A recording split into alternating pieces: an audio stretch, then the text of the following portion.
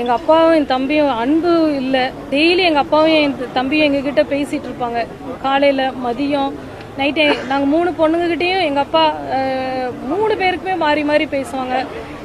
எங்கள் அப்பா என் தம்பியோட அன்பை இழந்து போய் நாங்கள் காணப்படுறோம். என் தம்பி அவன் 31 வயசில் அவனை அடித்து கொண்டுட்டாங்க. அவனுடைய வாழ்க்கையை அவன் அப்போ தான் ஸ்டார்ட் பண்ணவே போகிறான். அவனுடைய வாழ்க்கையே மொத்தமாக இவங்களுடைய அதிகாரத்தினால அவனுடைய வாழ்க்கையே மொத்தமாகவே அழிச்சிட்டாங்க.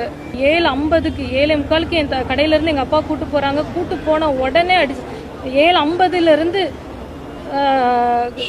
திருப்பி 11:30 வரை அடிச்சிருக்காங்க. திருப்பி 11:30க்கு ரகு கணேஷ் உள்ளே வந்திருக்காரு. ரகு கணேஷ் திருப்பி 3 மணி வரை எங்கள் அப்பாவையும் என் தம்பியும் மாறி மாறி, எங்கள் அப்பா முன்னாடி தம்பியையும், என் தம்பி முன்னாடி அப்பாவையும், எங்கள் அப்பா என் தம்பியை அடிக்கும்போது அவ்வளோ கதறி இருக்காங்க. இதெல்லாம் அவனுங்க ரசிச்சு, அந்த இன்ஸ்பெக்டர் ரசிச்சு இது பண்ணியிருந்திருக்கான். அதுக்கான இது இன்னைக்கு குற்றவாளின்னு அவங்க நிரூபணம் ஆகியிருக்கு. ஆமா, நீண்ட நாள் போராட்டத்துக்கு இன்னைக்கு உங்க கணவரையும் மகனையும் ஒன்னு சேர இழந்தீங்க. இன்னைக்கு நீண்ட நாள் கண்ணீருக்கு இன்னைக்கு ஒரு தீர்ப்பு வந்திருக்கு. அந்த தீர்ப்பு நீங்க எப்படிமா பாக்குறீங்க? போராட்டம் எல்லா மக்களும் எல்லாரும் எங்களுக்காக எங்க கூட சேர்ந்து போராடினாங்க. அதுக்காக ஒரு நல்ல தீர்ப்பு வந்ததுன்னு நினைக்கிறேன். உங்க கணவருக்கு உங்க மைனுக்கு ஏற்பட்ட வேற யாருக்கு நடக்கூடாது. ஆனா இன்னும் தொடர்ந்து இந்த மாதிரி காவல்துறை மரணங்கள் நடந்துகிட்டே இருக்கு. அதுக்கு நீங்க மத்திய மாநில அரசுக்கு என்ன கோரிக்கை வைக்கிறீங்க? நீதிமன்றத்துக்கு என்ன கோரிக்கை வைக்கிறீங்கம்மா? அதாவது தண்டனைகள் உச்சபட்ச தண்டனைகளா இருக்கும் பொழுது அந்த அதிகாரிகள் இன்னொருத்தரை அடிக்கிறதுக்கு பயப்படுவாங்க. ஏன்னா இப்போ அவங்களுடைய குடும்பங்களும் சஃபர் தான் ஆக போகுது. அப்போ அதை மற்றவங்க யோசிப்பாங்கல்ல. ஒவ்வொருத்தருமே அவங்க வீட்டில் இழந்த மாதிரி அவ்வளோ அழுதுருக்காங்க எல்லாருமே. அந்த வீடியோவோ, என் தம்பியோடைய எங்கள் அப்பாவுடைய வீடியோ பார்த்து அழாதவங்க யாருமே இல்லை.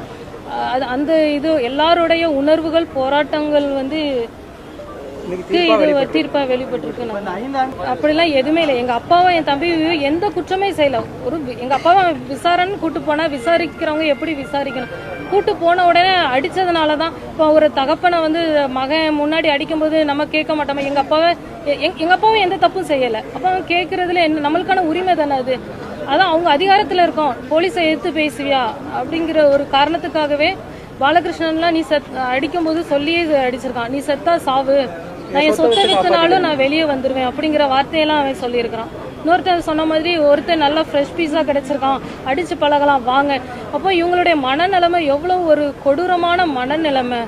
தனக்கும் தன மனைவி பிள்ளைங்க இருக்காங்களா, அதே போலதானே அடுத்தவங்களுக்குங்கிற எண்ணங்கள் இவங்களுக்கு கிடையாது.